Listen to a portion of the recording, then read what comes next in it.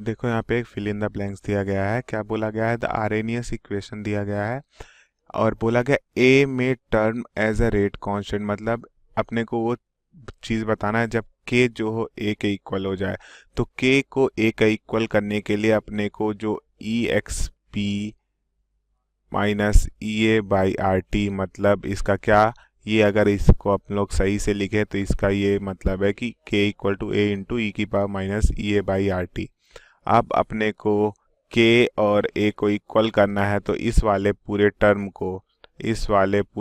को क्या करना पड़ेगा? एक। ठीक। तो e की power minus E A by R T को अगर 1 करना है तो minus E A by R T को क्या करना पड़ेगा? 0 करना पड़ेगा।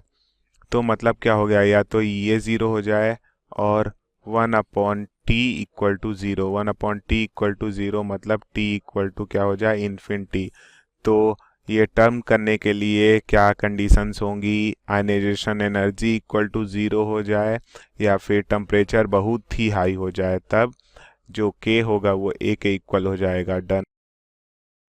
Hello students, so the question is the hydrolysis of ethyl acetate is.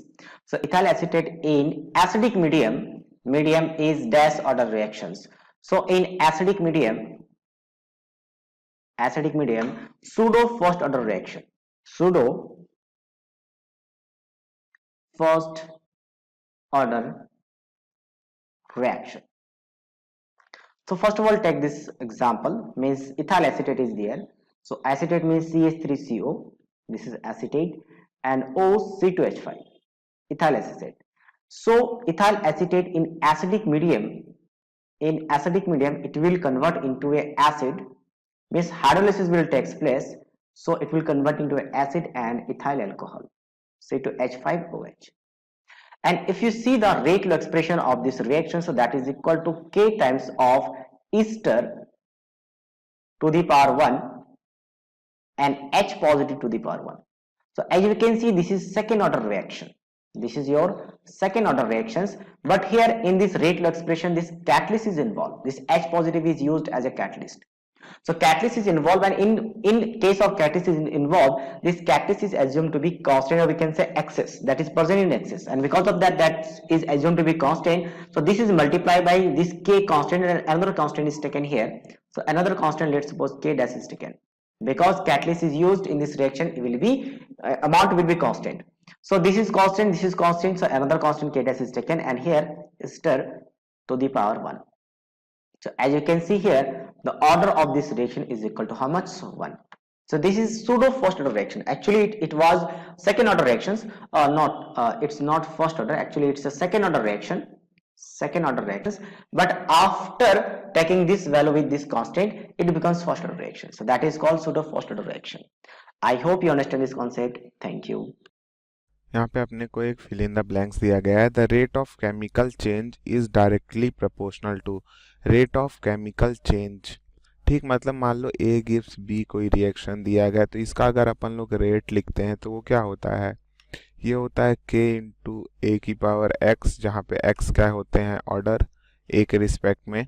ठीक, मतलब रिएक्टेंट के रिस्पेक्ट में, या फिर minus D A by D T.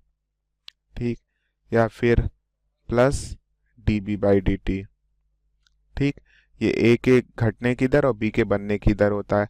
अब ये बोला गया है कि ये डायरेक्टली रेट जो होता है वो केमिकल चेंज की, the chemical change is directly proportional to. तो देखो यहाँ से अपने को क्या पता चल रहा है? Directly proportional to concentration of the reactant of that time. यहाँ से अगर अपन लोग इसको देखें, जो रेट होगा minus D A by D T, ये यहाँ से क्या पता चला? ये जो आर है वो प्रोपोर्शनल है किसके? चेंज के। किसके? The concentration of the reactant, the concentration of the reactant at that time, concentration of the reactant of that time के प्रोपोर्शनल है। तो अपना आंसर क्या आ जाएगा? Directly proportional to the concentration of the reactant at that time।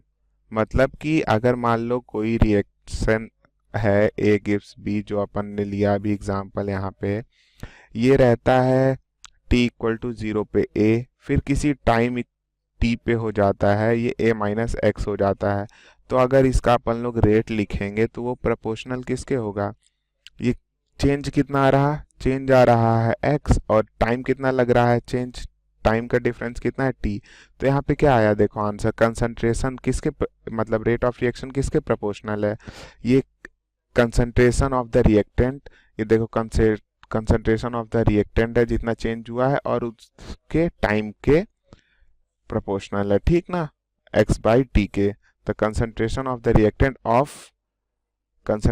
Reactant at that time, उस time पे reaction में कंसंट्रेशन कितनी है, कितना चेंज हुआ है, उसके प्रोपोर्शनल होता है। तो यहाँ से आंसर अपना ये आ जाएगा, the rate of chemical change is directly proportional to the concentration of the reactant at that time, उस टाइम पर। डन।